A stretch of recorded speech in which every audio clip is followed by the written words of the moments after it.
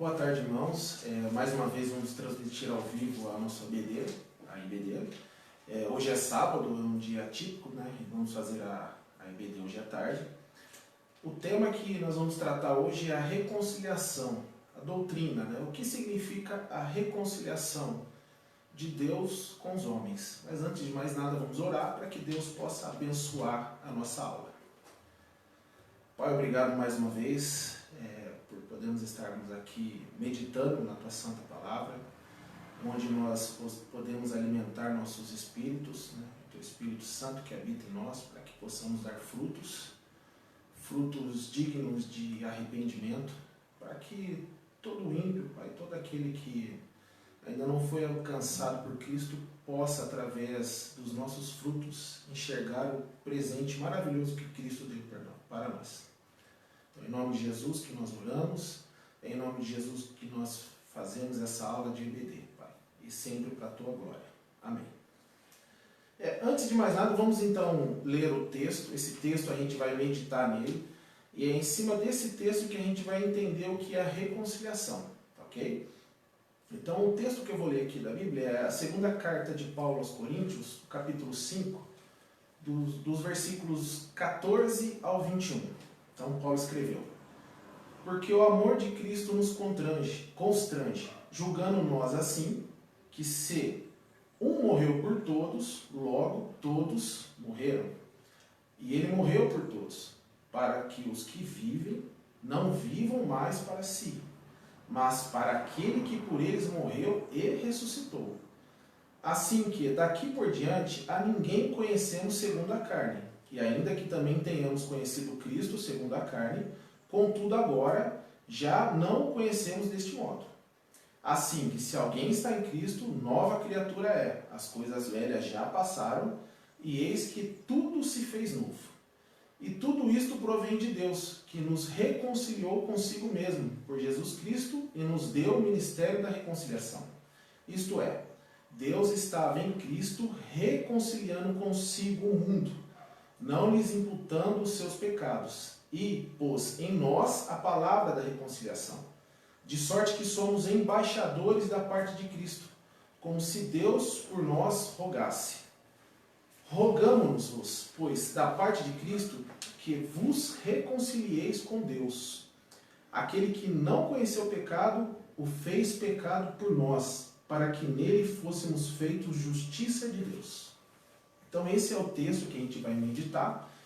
E dentro desse texto a gente extraiu 9 pontos. Esses 9 pontos vão nos explicar, vai nos elucidar o que quer dizer a reconciliação de Deus com o mundo e com o homem. Então, em primeiro lugar, vamos entender o que significa a palavra reconciliação.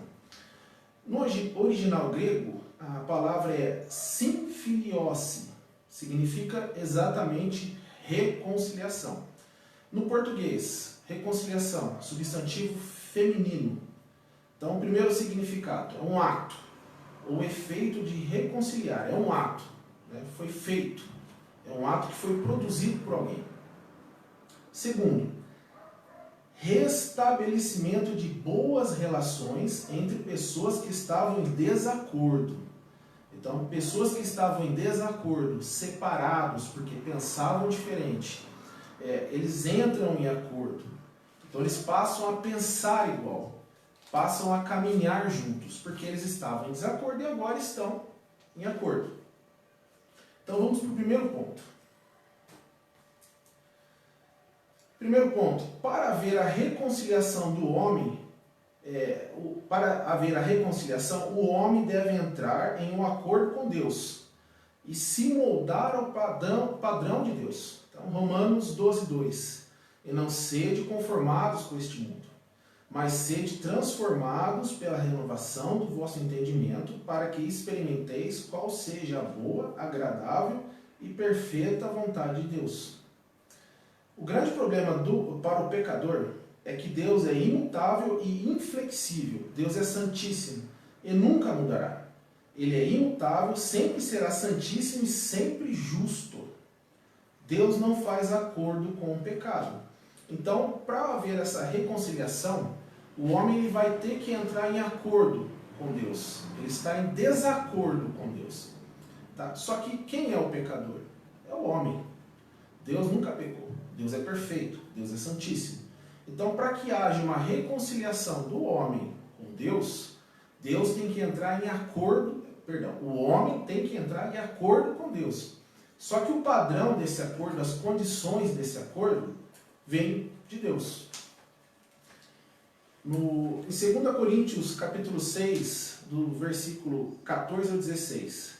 Não vos prendar a um julgo desigual com os infiéis. Por quê? Que sociedade tem a justiça com a injustiça? E que comunhão tem a luz com as trevas? E que concórdia há entre Cristo e Belial? Ou que parte tem o fiel com o infiel? E que consenso tem um templo de Deus com os ídolos? Porque vós sois o templo de Deus vivente, como Deus disse, neles habitarei, e entre eles andarei, e eu serei o seu Deus, e eles serão o meu povo. Então, aqui só confirmando, né, o versículo bíblico que respalda o pensamento anterior, não há acordo se uma das partes é rebelde aos termos do acordo. O homem é completamente rebelde a Deus. Então, e que comunhão tem a luz com as trevas? Então, Deus não pode ter comunhão com você, Deus não pode ter um acordo com você se você está em trevas. O homem tem que mudar, né? Ele tem que se converter, mudar de atitude, se voltar para Deus. São os termos de Deus. Romanos 10, 21.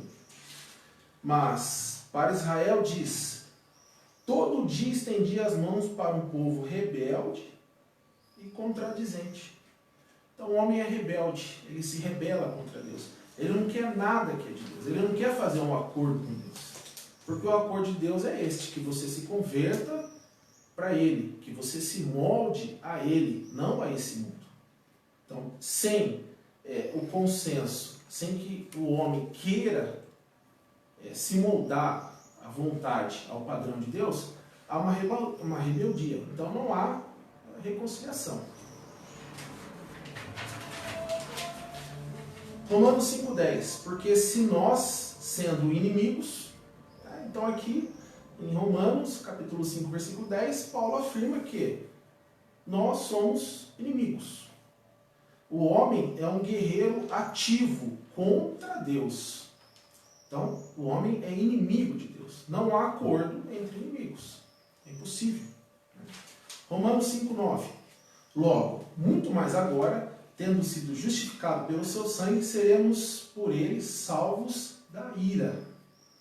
Então, o homem deliberadamente, por vontade própria, não quer se moldar aos padrões de Deus. Tanto é que ele está debaixo da ira de Deus.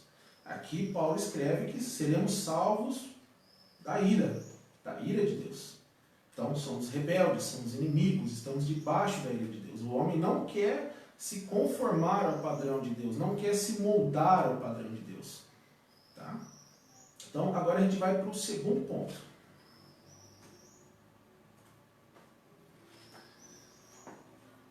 Somos incapazes de executar essa reconciliação. Então o homem é incapaz, ele não consegue, ele não tem a capacidade, ele não tem como fazer isso, ele não consegue. Romanos 5,6. Porque Cristo, estando nós ainda fracos, morreu ao seu tempo pelos ímpios. Então aqui em Romanos, Paulo usa duas palavras para descrever o homem. A primeira é fraco, a segunda, ímpio. Então, vamos ver fraco.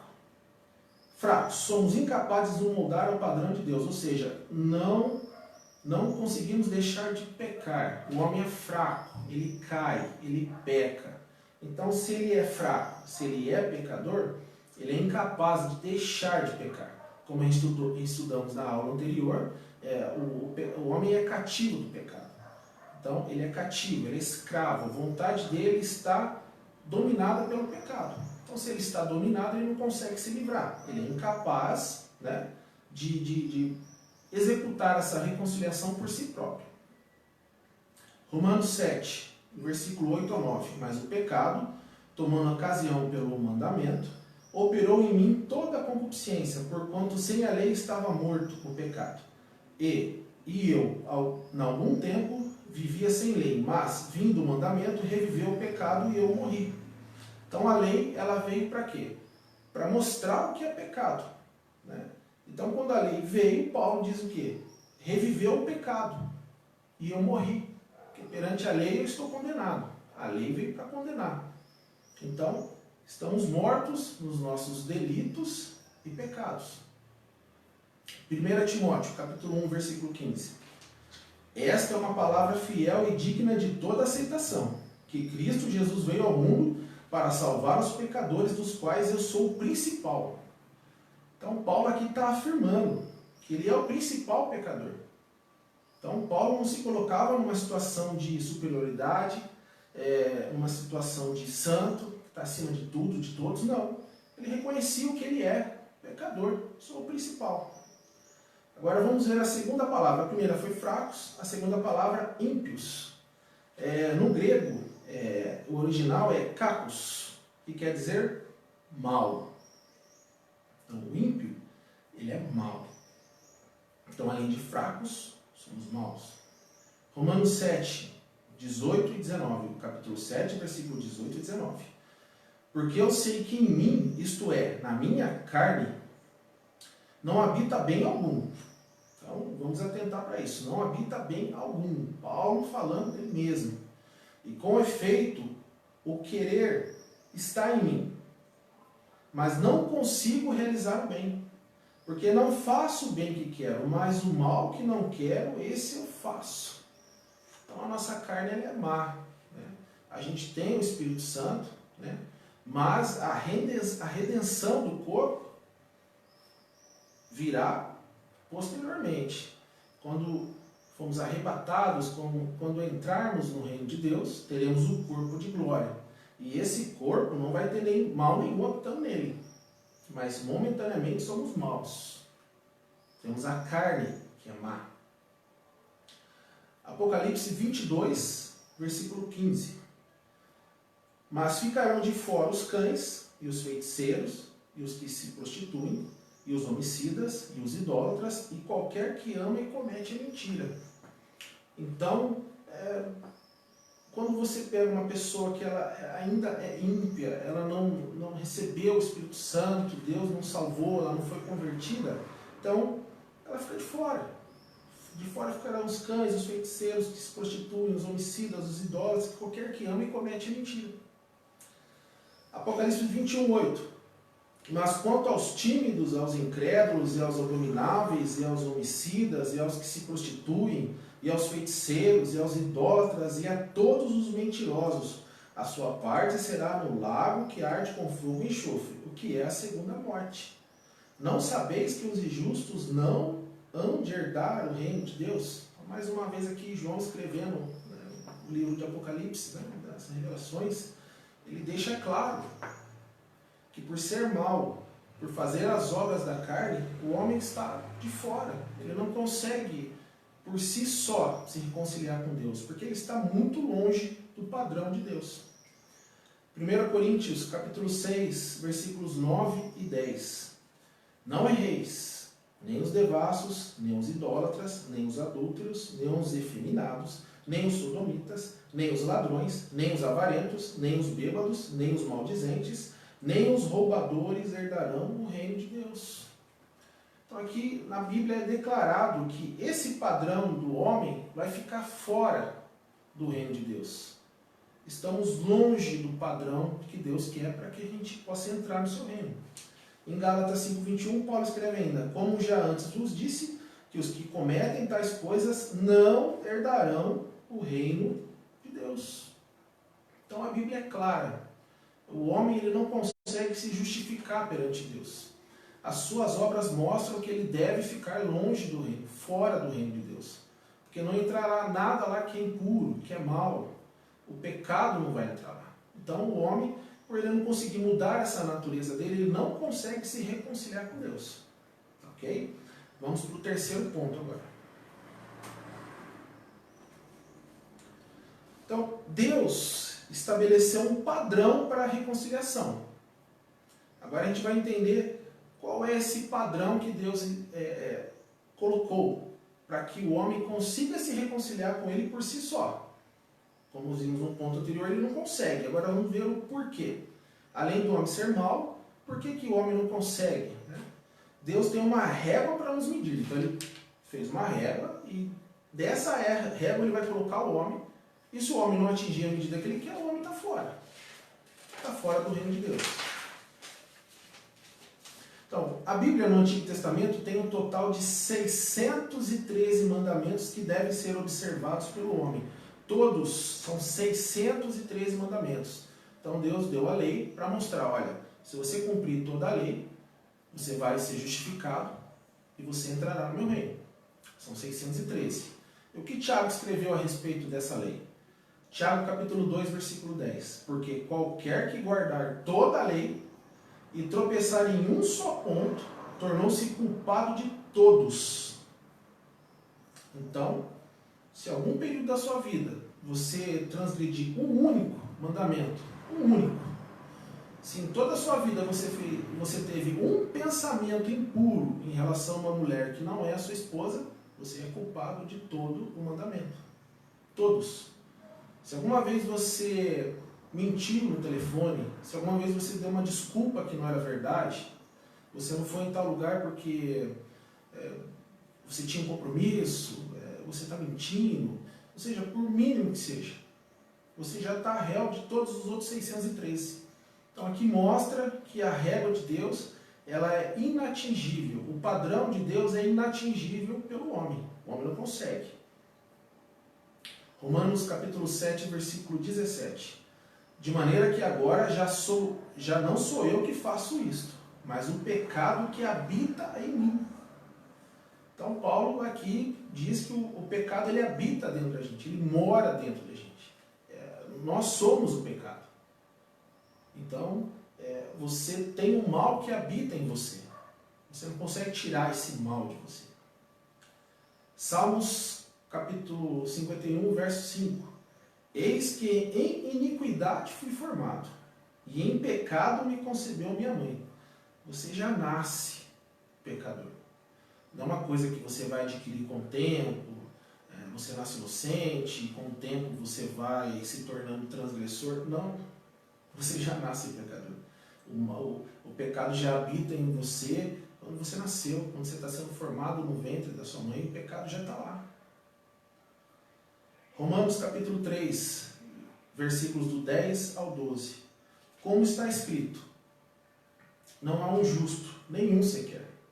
Não há ninguém que entenda, não há ninguém que busque a Deus. Todos se extraviaram e juntamente se fizeram inúteis. Não há quem faça o bem, não há nenhum só. Então aqui mais uma vez Paulo afirma isso, e ele se inclui ali. Não tem nenhum justo perante Deus. Não há nenhum que faça o bem. Não há ninguém que busque a Deus. O homem ele não quer buscar Deus, quanto mais se moldar ao padrão de Deus. Colossenses capítulo 2, versículo 9. Porque nele, Cristo, vamos falar nele aqui é Cristo, habita corporalmente toda a plenitude da divindade. Então, o nosso padrão é Cristo. A nossa régua, o nosso padrão para entrar no céu é Cristo. A régua que vai nos medir, Cristo. A justiça que faz com que nós possamos entrar no reino de Deus, teríamos de ser justo igual a Cristo. Cristo é a plenitude da divindade de Deus. Então, na balança do juízo final será colocado você de um lado e Cristo do outro lado. Quem você acha que será achado em débito com Deus? Então, o cristão, o que ele tem que entender é que ele não deve se moldar com relação a uma outra pessoa. Então, vamos dizer que você conheça um cristão, que seja realmente um cristão que peca. Você não vai se moldar a esse cristão. Você não tem que ser igual a ele. Você não tem que ser igual ao pastor, igual ao professor da EBD. Você não tem que ser igual a uma determinado irmão, determinada irmã. Não. A sua meta é ser igual a Cristo. Paulo escreveu, sede de meus imitadores como eu sou de Cristo. Cristo é o padrão. Cristo é a meta. É Cristo. Tá? Então, lá no juízo final, aquele que morrer sem Cristo, ele vai ser comparado a Cristo. E todo mundo que for comparado a Cristo estará em débito. Cristo é o padrão. Cristo é a régua que vai nos medir. E todos nós estaremos condenados. Vamos para o quarto ponto agora. O homem necessita de reconciliação. Romanos 3, 23, né? Capítulo 3, versículo 23. Porque todos pecaram e destituídos estão da glória de Deus. Separados da glória de Deus. Todos. Então, o homem, ele necessita dessa reconciliação. Ele necessita, porque através dessa reconciliação, ele não será condenado. Então ele precisa se voltar para Deus. Ele precisa se moldar aos padrões de Deus, mas ele não consegue. Então é uma necessidade que ele tem, mas junto com essa necessidade vem a incapacidade. Ele não consegue. Então o homem se fez como modelo de si mesmo, negando a Deus e a sua palavra. Assim sendo, o homem se condena por vontade própria. Mas Deus declara que o homem está destituído da glória de Deus.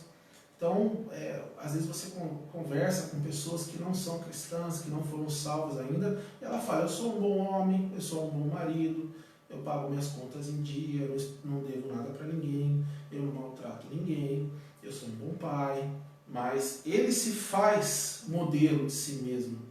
Ele se compara a ele mesmo. Mas se ele se comparar a Cristo, ele está condenado. Ele está condenado. Agora, vamos ler aqui Ezequiel, capítulo 28, do 13 ao 15. Então, o que aconteceu quando surgiu o pecado lá no céu? Quando, pela primeira vez, um ser criado por Deus pecou.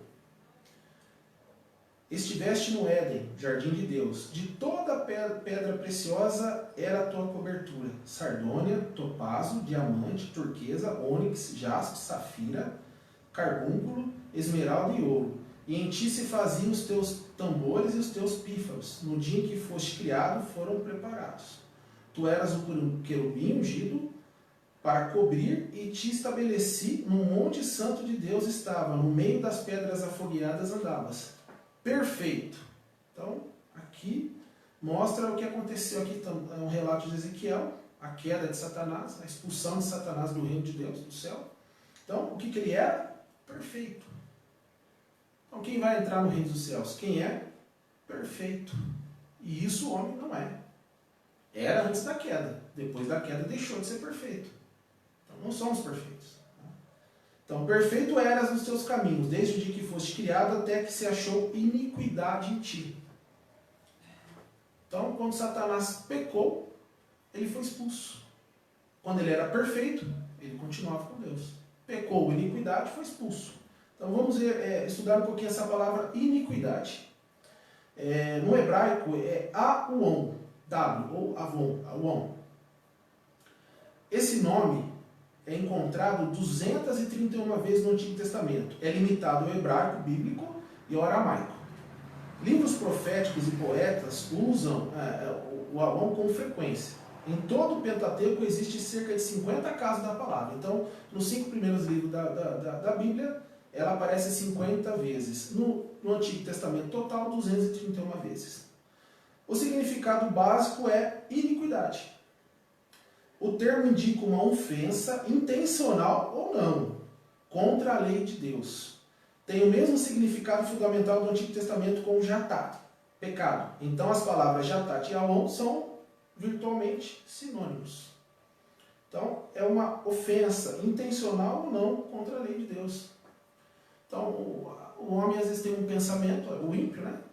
O não salvo, que está sob o poder do pecado, não tem opção de escolher em pecar ou não. O cristão tem a opção de escolher, porque ele sabe o que é pecado, né? Foi revelado para ele pelo Espírito Santo.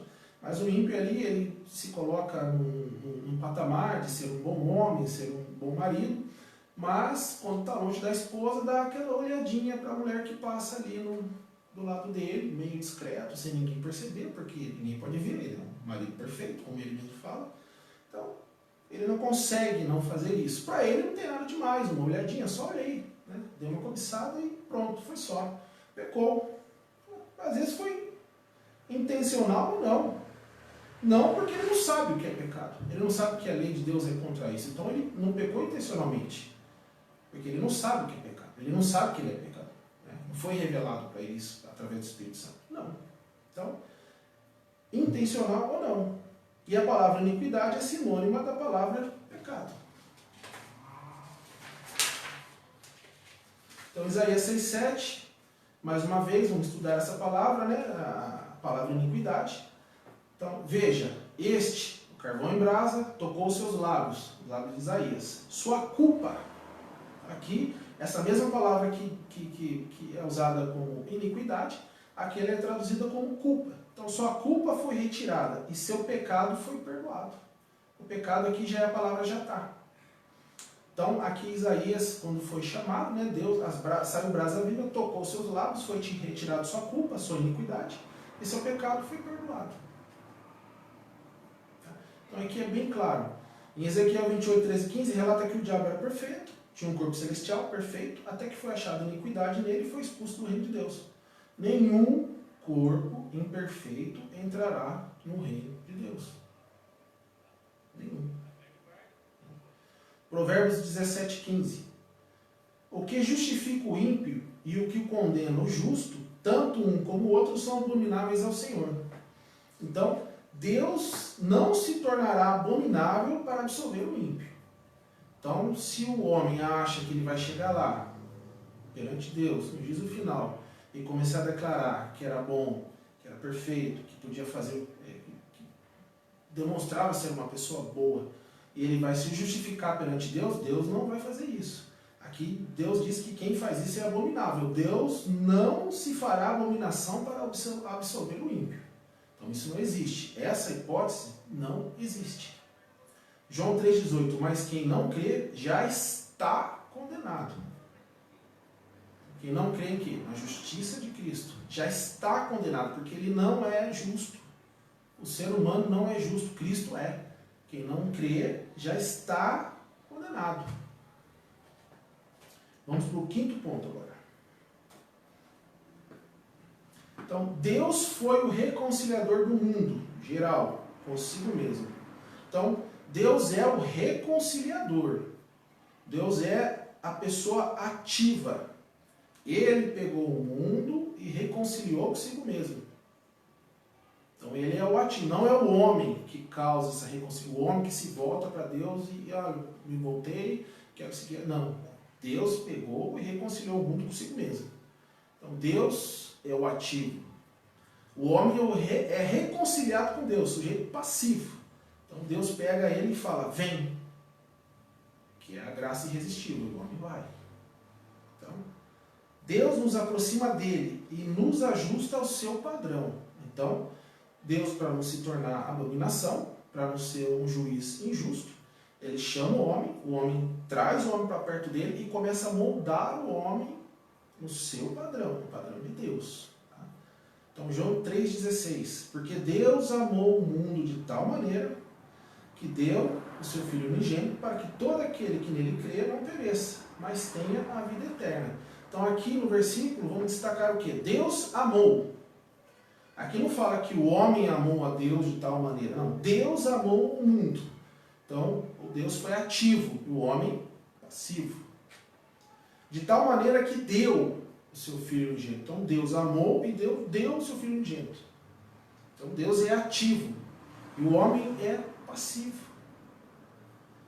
Para que todo aquele que nele crê não pereça, mas tenha a vida eterna. Então, Deus sempre é o ativo, é um ato de Deus. A reconciliação vem de Deus para o homem, nunca do homem para Deus. Atos capítulo 4, versículo 11. Ele é a pedra que foi rejeitada por vós, os edificadores, a qual foi posta por cabeça de esquina. Então, ele, quem que é a pedra? Jesus Cristo. O que o homem fez com Jesus Cristo? Rejeitado. Então o homem naturalmente rejeita tudo que é de Deus. O homem não quer, ele é rebelde, ele é inimigo.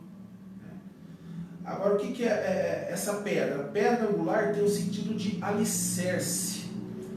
a fundação que constrói a igreja de Cristo. Igreja que está que alcança e reconcilia com Deus os pecadores. Então, ele é a pedra angular que foi construída a igreja, que alcança o homem e reconcilia Deus, reconcilia os homens com Deus. Sem essa pedra, Cristo, não temos nada. Jesus Cristo é a ponte sobre o abismo que há entre Deus e os homens, onde Deus, sem arbitrariedade, pode alcançar o homem. Então, sem Cristo, se Deus justificasse o homem, Deus seria arbitrário. Ele não estaria condenando o pecador. E ele não pode fazer isso. Ele não pode ser um juiz injusto. Então, ele colocou uma ponte nesse abismo. E esse abismo, ele não impedia Deus porque Deus não consegue. Ele impede Deus porque Deus é moralmente justo, puro, santíssimo. E ele não pode fazer nada que não seja da essência dele. Tá? Então, Deus amou, ele tomou a iniciativa de nos salvar. 1 João, capítulo 4, versículo 19. Nós o amamos a ele porque ele nos amou primeiro. Então, quando o homem se volta para Cristo e passa a amar a Deus, é porque Deus nos amou primeiro. Então, Deus é o ativo, ele que inicia, não é o homem. 2 Coríntios, capítulo 5, versículo 19.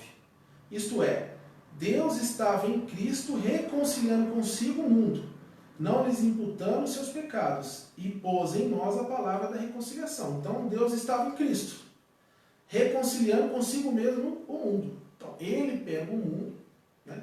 Essa é a reconciliação geral, ele pega o mundo e reconcilia o mundo com ele mesmo. Né?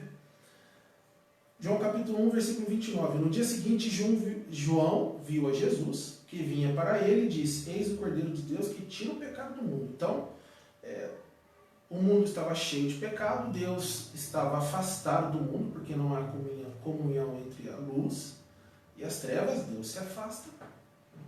É o natural dele, se afastar do que é pecado. Mas aí vem Jesus e tira esse pecado do mundo. A partir do momento que ele tira o pecado do mundo, Deus pode se reaproximar novamente do mundo e reconciliar o mundo com ele mesmo. Moldar o mundo ao seu padrão. Então, Mateus capítulo 11, versículo 28 ao 30. O que Jesus diz? Vinde a mim, todos que estáis cansados e oprimidos, e eu vos aliviarei. Tomai sobre vós o meu jugo, e aprendei de mim, que sou manso e humilde de coração, e encontrarei descanso para as vossas almas, porque o meu jugo é suave e o meu fardo é leve. Então, Deus faz o convite, vinde a mim. Então, Deus é o ativo, ele te chama, ele fala, venha. Em momento nenhum o ímpio fala, Senhor, venha até mim. Não, o ímpio não quer. Ele não quer nada disso. Ele quer continuar no pecado, ele tem prazer no pecado.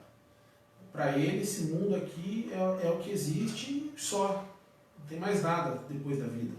Ou tem reencarnação, né? Ou tem o purgatório. Ou seja, ele acredita em doutrinas de demônios. Então, Paulo escreveu a Timóteo dizendo, o homem passará a acreditar em doutrinas de demônios, porque toda doutrina que não é da Bíblia são doutrinas de demônios. O que é da Bíblia mesmo, o homem não quer.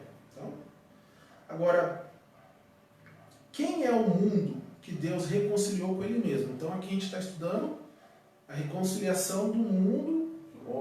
Deus reconciliou o mundo com ele mesmo. Então, é a reconciliação geral. Então, quem é o mundo que Deus reconciliou com ele mesmo? Romanos 5,18, capítulo 5, versículo 18. Pois assim como por uma só ofensa veio o juízo sobre todos os homens para a condenação, assim também por um só ato de justiça veio a graça sobre todos os homens para a justificação de vida. Então aqui o mundo, esse mundo, Paulo escreve aqui que é o pecador. Então quando ele fala Deus amou o mundo de tal maneira, são os pecadores, todos os pecadores, todos os ímpios. Ele amou de tal maneira. E quando ele fala vinde a mim, ele está convidando a todos os homens. Não é só o judeu, não é só o gentio, todos.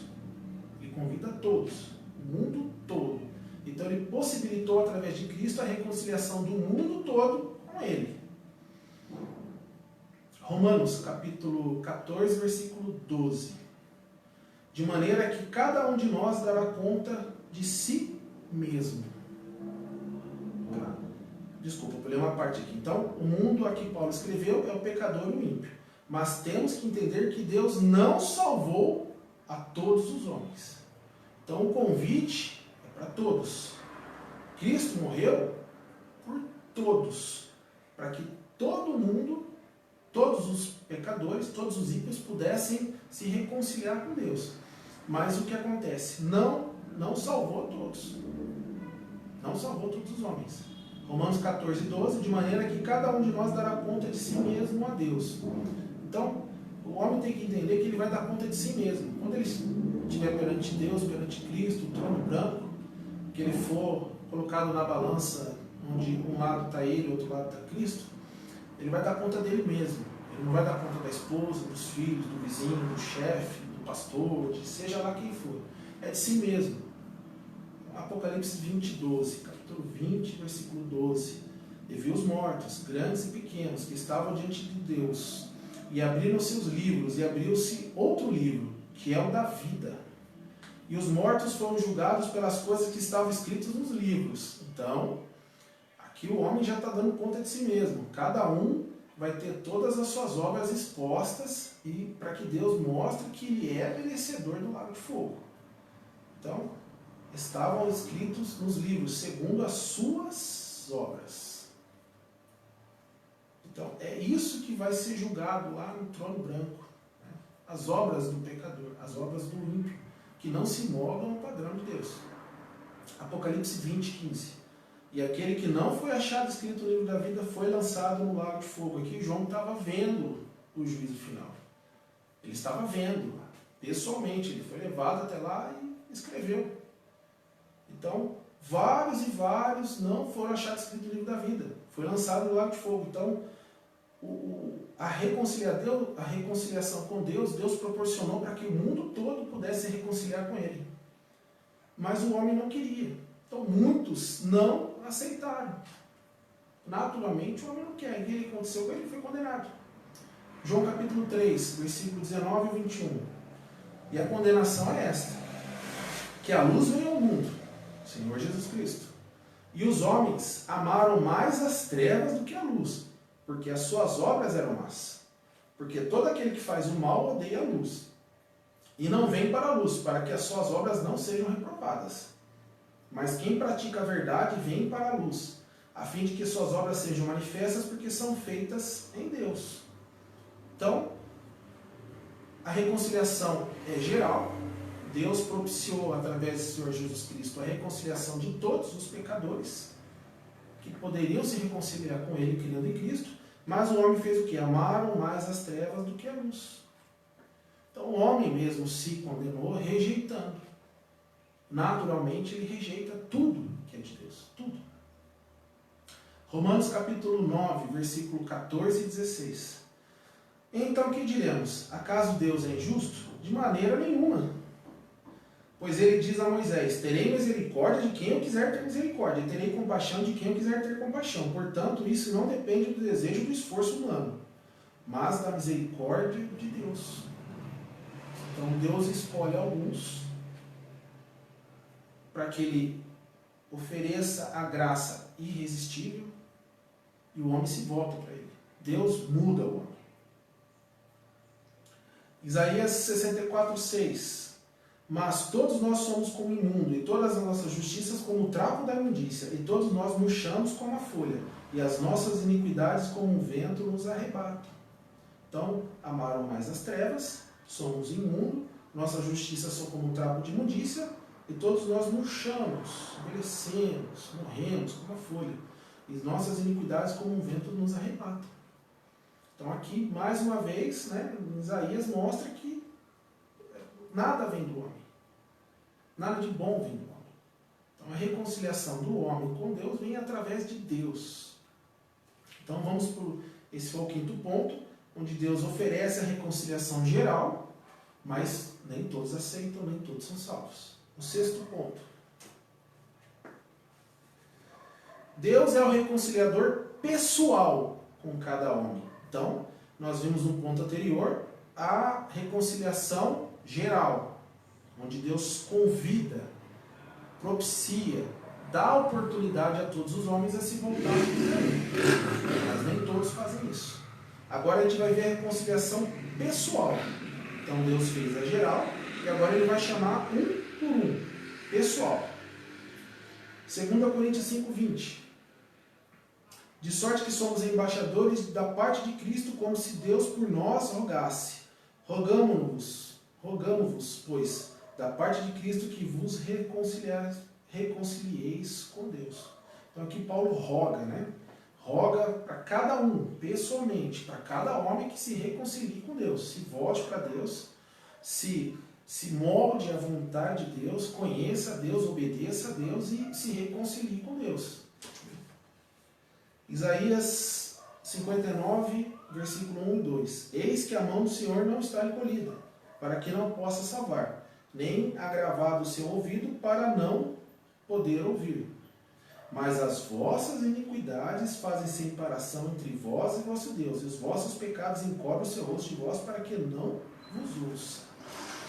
Então, o homem pecador, se ele não teve o arrependimento bíblico, o arrependimento verdadeiro, mesmo quando ele estiver ali na beira da morte, se ele não teve o arrependimento, se ele está apenas com medo, ele vai rogar a Deus, mas o pecado faz com que o rosto de Deus seja encoberto. Deus não ouve, Deus não atende. Então a morte de Cristo proporcionou um novo relacionamento de Deus com o mundo. Mas o homem ainda se mantém fora desse relacionamento, por vontade própria, e precisa ser conduzido de volta à comunhão com Deus. Então o homem tem que ser conduzido, tem que ser pego pela mão e levado, conduzido para Deus. Então João 1,29. No dia seguinte, João viu Jesus que vinha para ele e disse: Eis o Cordeiro de Deus que tira o pecado do mundo. Então, o rosto de Deus estava encoberto por causa do pecado. E o Cordeiro de Deus, o Senhor Jesus Cristo, tira o pecado do mundo para que Deus possa se voltar para o mundo novamente. Então, agora o homem precisa se voltar para Deus e atender o chamado de Deus. Assim, o homem terá reconciliação pessoal.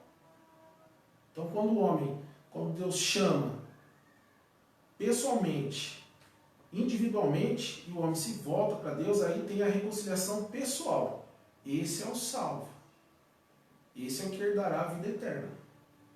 Então, vimos a reconciliação geral, que Deus chama a todos, e a reconciliação pessoal, que Deus salva alguns. Obra de Deus, sempre ele é o ativo. O homem sempre é o passivo. 7º ponto.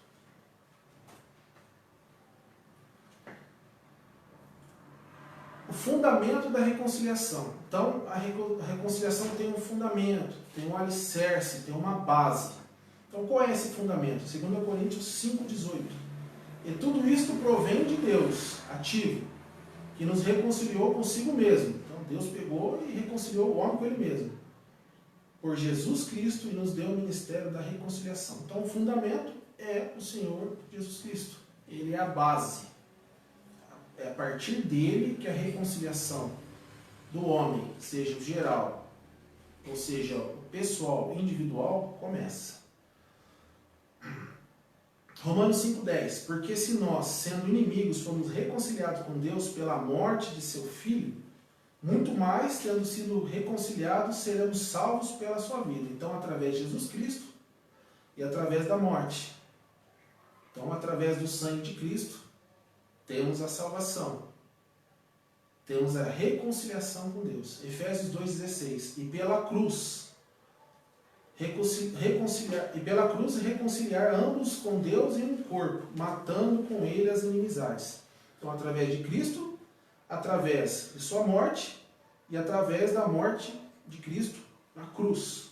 Então, sem Cristo e sua morte de cruz, seu sacrifício único, sem Cristo e sem sua morte de cruz, seu sacrifício único e suficiente, capaz de pagar o preço de todos os pecados do homem, e não apenas pagar, mas tornar o homem justo diante de Deus, você não tem absolutamente nada.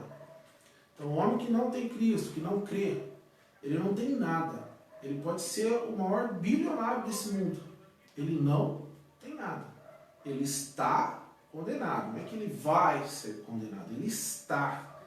E ele será lançado no lago de fogo. Então, sem Cristo, o homem não tem absolutamente nada. Então, no Antigo Testamento, isso já havia sido decretado e exemplificado.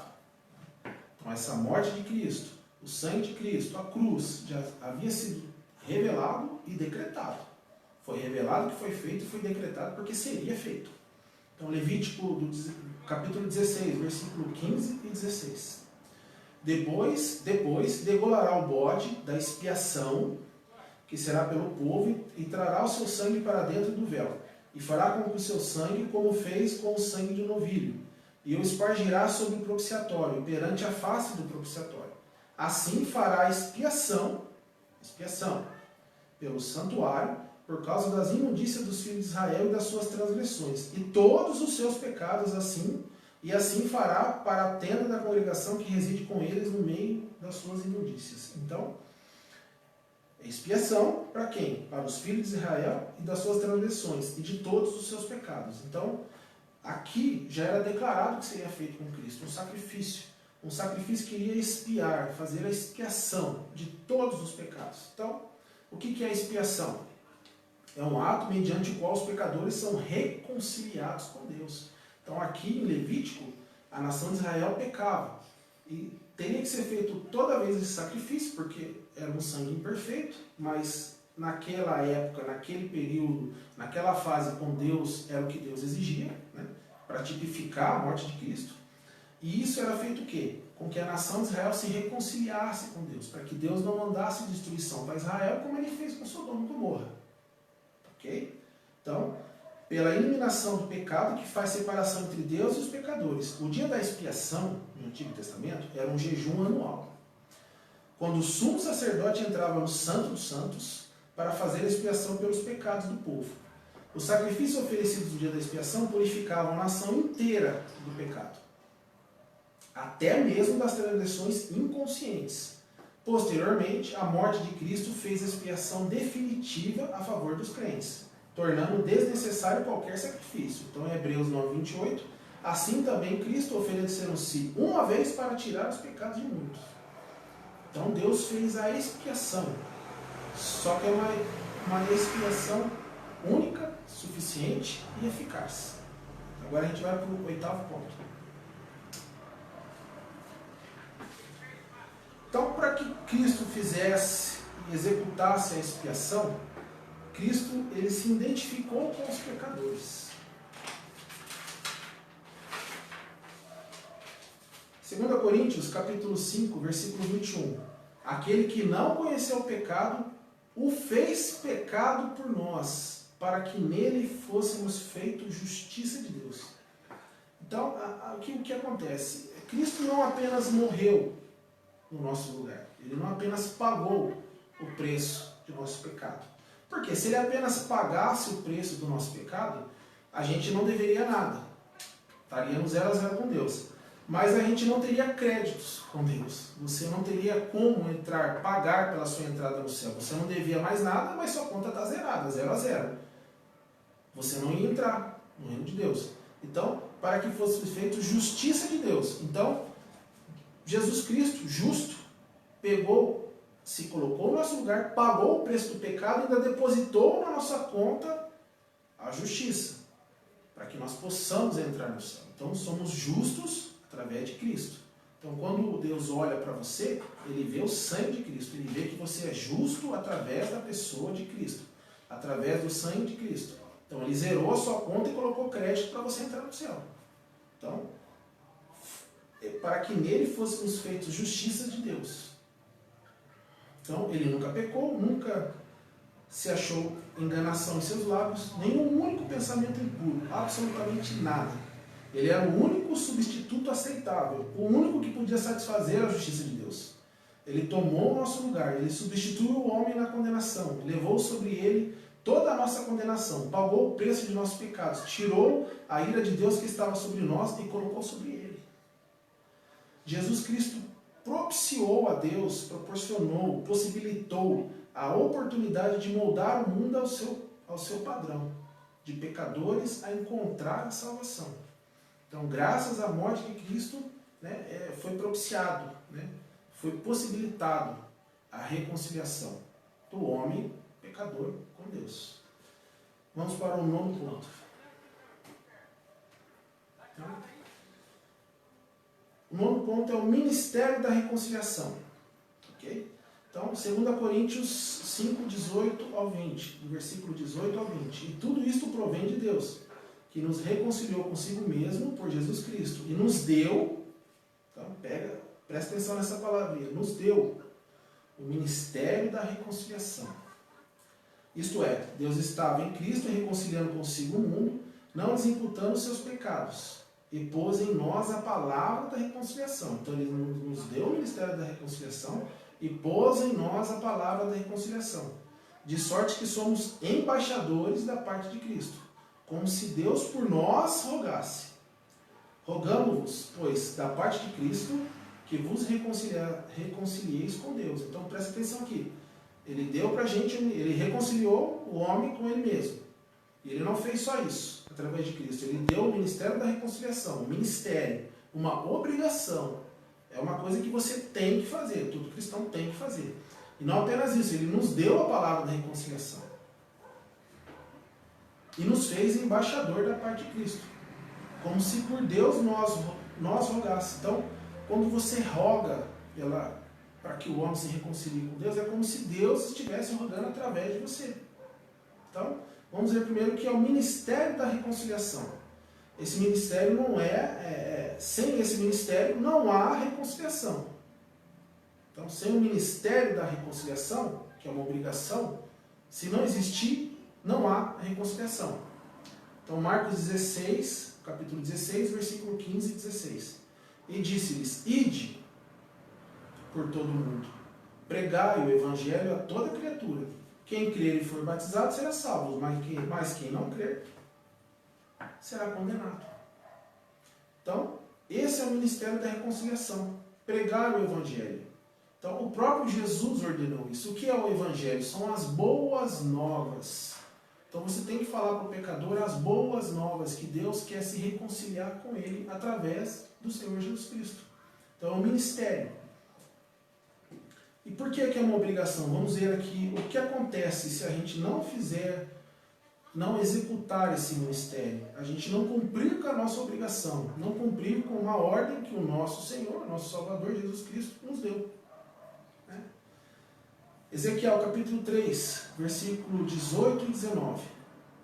Quando eu disser ao ímpio, aqui é Deus, quando Deus disser ao ímpio, certamente morrerás, e tu não o avisares, nem falares para avisar o ímpio acerca do seu caminho, para salvar a sua vida, aquele ímpio morrerá na sua iniquidade. Então, ele vai se acertar com Deus, ele vai dar conta de si mesmo. Ele vai ser condenado pelas obras dele que são más. Ele rejeitou a Deus. Mas o seu sangue da tua mão requererei. Então, quando você não avisar o pecador que ele está em pecado, não avisar que Deus quer se reconciliar com ele, Deus, da tua mão, que não avisou ele, vai cobrar o sangue dele. Você vai ser cobrado. Mas, se avisares ao ímpio, e ele não se converter da sua impiedade, ou seja, você avisar ele, você pregar as boas novas para ele, e ele se recusar, não querer, né? E ele não se converter da sua impiedade e do seu mau caminho, ele morrerá na sua iniquidade, ele vai dar conta dele mesmo, mas tu livrastes a tua alma. Tá? Ah, mas aqui é o Antigo Testamento, Ezequiel estava escrevendo para o povo de Israel, era um outro tempo, um outro contexto, então vamos trazer para a igreja, vamos trazer para a época da graça. Então, Atos capítulo 20, do versículo 26 e 27. Portanto, no dia de hoje, vos protesto que estou limpo do sangue de todos, porque nunca deixei de vos anunciar todo o conselho de Deus. Então, aqui é claro, por que aqui Paulo pregando disse, estou limpo do sangue de todos. Por que ele está limpo? Porque que Deus não vai requerer da mão dele o sangue do pecador. Porque nunca deixei de vos anunciar todo o conselho de Deus. Eu não deixei de anunciar a vocês que Deus quer se reconciliar com você. Estou limpo.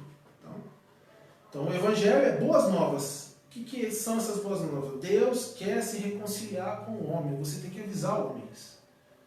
E se ele ouvir e rejeitar, aí ele vai dar conta a si mesmo. Mas se você não cumprir o seu ministério, você dará conta desse sangue. Apocalipse capítulo 1, versículo 6. E nos fez reis e sacerdotes para Deus e seu Pai. A Ele glória e poder para todos sempre. Amém. Sacerdote. Então Ele nos fez sacerdote. O sacerdote ele faz o quê? Ele ministra, cuida e executa as coisas de Deus. Então você vai ministrar, cuidar e executar as coisas de Deus. Então, primeiro então, aqui nesse contexto aqui, Ministério da Conciliação. Primeira coisa. Então, e ele fala que nós somos embaixadores. Embaixadores. O que é um embaixador? Representante pessoal de uma autoridade. Então, você representa quem aqui? Deus. Você representa o Senhor Jesus Cristo. Você é um representante pessoal. Representante pessoal. A sua pessoa aqui nesse mundo representa a Deus. Segundo lugar, representa alguém que não está presente. Então, o embaixador do Brasil está lá nos Estados Unidos. Ele representa o presidente dos Estados Unidos. O presidente do Brasil. Então, ele está nos Estados Unidos representando o presidente do Brasil.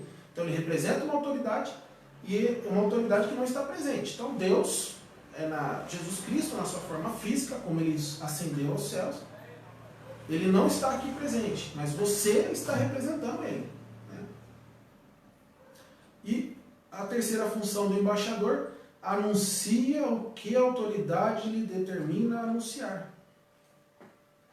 Então você, além de ter esse ministério, que é sua obrigação, você não tem opção de fazer ou não fazer. É para você fazer. Você é o embaixador, você representa uma autoridade que não está presente, e você anuncia o que a autoridade lhe determinar a anunciar. Então, o embaixador do Brasil lá nos Estados Unidos vai falar com o presidente o que o presidente do Brasil determinar para ele falar. Então você vai falar para as pessoas aqui desse mundo, porque você não é desse mundo mais, você é peregrino, o que Deus quer que você fale. Tá? E às vezes você representar uma pessoa não é só falar. Só falar é fácil também. Então você tem que representar, aqui representa representante pessoal. Então você tem que se parecer com Cristo, falar como Cristo, andar como Cristo, se decidir como Cristo, fazer tudo o que Cristo fez. Se você ler na Bíblia lá, diz que em Antioquia, pela primeira vez, os apóstolos, os discípulos foram chamados de cristão. Por quê? Porque se pareciam com Cristo. Então não é só falar. Então às vezes você pode até não falar, mas a pessoa vai ver em você Cristo. Você vai refletir a glória de Deus. Você é o reflexo. Você é o imitador de Deus, imitador de Cristo. Então, não é só o falar, mas é também o agir, o exemplo. Não adianta você falar uma coisa ou falar outra coisa, senão vem aquele versículo que todo mundo já conhece. Deus escreveu que meu nome é blasfemado por aqueles que se chamam de meu povo. Então, não podemos fazer isso, blasfemar o nome de Deus. Temos que falar e agir de acordo com a palavra. Tá? Agora, anuncia o quê? O que a nossa autoridade determinou para que nós anunciássemos? Então, e pôs em nós a palavra da reconciliação. Então, nós fomos capacitados. Então, ele nos deu o ministério da reconciliação, nos fez embaixadores, sacerdotes, e pôs em nós a palavra da reconciliação. Então, você foi capacitado. Deus colocou em você a palavra. Ele simplesmente mandou você fazer um serviço que você não tem condição de fazer, que você não sabe. Deus não é incoerente. Mas Ele colocou em você a palavra da reconciliação. Então você foi capacitado. Você sabe o que você tem que falar e você sabe o que você tem que fazer. Que o Espírito Santo te monta. Então, 2 Coríntios capítulo 5, verso 15. E Ele morreu por todos, para que os que vivem não vivam mais para si, mas para aquele que por eles morreu e ressuscitou. Então, para quem que você vai viver? Você vai viver toda a sua vida sendo ministro da reconciliação, representante de Deus como embaixador, e viver e pregar a palavra da reconciliação. Frutos de arrependimento. Frutos dignos de arrependimento. Então, o que acontece? Os homens não sabem que são, os homens sabem que são pecadores e que precisam de Deus. O homem sabe. Deus colocou a consciência no homem. O homem sabe, mesmo sem a lei, ele sabe que é errado trair a esposa, ele sabe que é errado roubar, ele sabe que é errado mentir. Então ele sabe que é pecador e ele sabe que ele precisa de Deus. Né? Então o que a gente tem que falar para ele? Que Deus quer se reconciliar com ele. Falou, olha, você que é pecador, Deus quer se reconciliar com você, através do Senhor Jesus Cristo. Então essa é a palavra da reconciliação. Então Romanos 10, do versículo 13 ao 15. Porque todo aquele que invocar o nome do Senhor será salvo. Como, pois, invocarão aquele em quem não creram? E como crerão naquele de quem não ouviram? E como ouvirão se não há quem pregue? E como pregarão se não forem enviados? Como está escrito, quão formosos os pés dos que anunciam o evangelho de paz, dos que trazem alegres novas de boas coisas. Então aqui entra esse ministério que é tão importante. Né? Quem invocar o nome do Senhor será salvo, mas invocarão aquele em quem não creram. Mas por que não creram? Porque não ouviram. E por que não ouviram? Porque ninguém falou. E como pregarão se não forem enviados? Não envia ninguém? Ninguém vai falar para eles? Então, é um ministério, é uma obrigação, nós temos que falar que Deus quer se reconciliar com o pecador.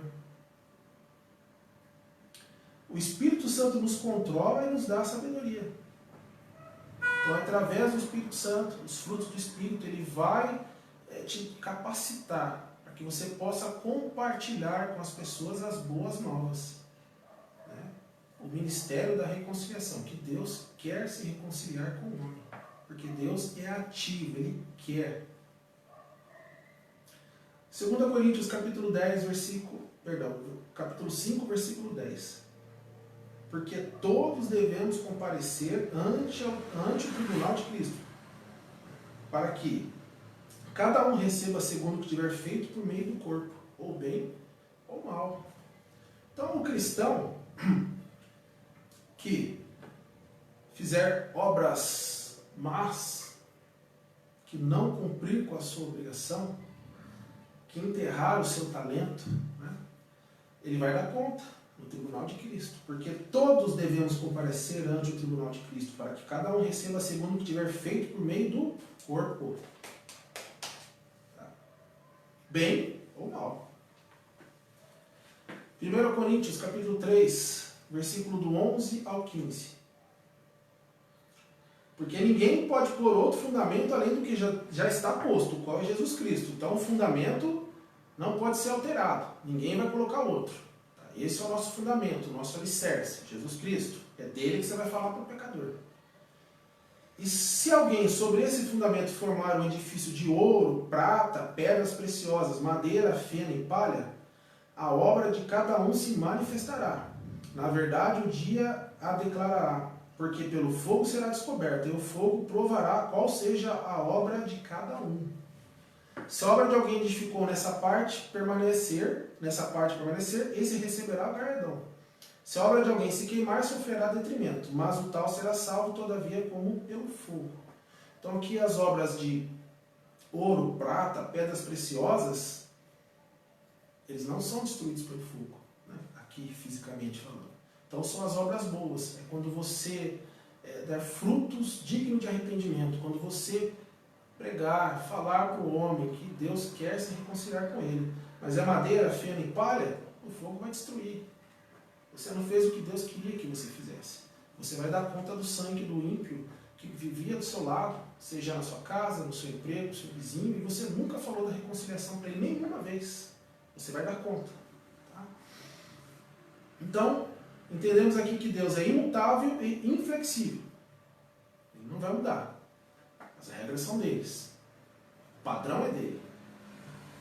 Ele exige que toda criação se molde a ele. Então o homem tem que se moldar a ele. O homem tem duas escolhas então. Primeira, recebe a conciliação através de Cristo. Ou segunda, recebe a condenação e a separação eterna de Deus. Ok? Mas o homem precisa ser avisado que Deus quer se reconciliar com ele. Agora você entende a importância do nosso ministério? É importante esse ministério da reconciliação que nós recebemos. Então aqui nós entendemos o que é essa reconciliação. E agora a gente tem a obrigação de falar para os homens que Deus quer se reconciliar. Né? Então o homem está aí perdido, o homem está perdido sem Cristo. O homem está perdido sem Cristo. Então, que o Espírito Santo faça com que você tome essa consciência, você cristão. É você. Então você tem que tomar essa consciência do fato que o ministério da reconciliação lhes pertence. Então, Deus deu o ministério da reconciliação para você. Você tem esse ministério. Você tem essa obrigação. Você é um sacerdote. Você é o embaixador de Deus. É você que vai representar Deus aqui.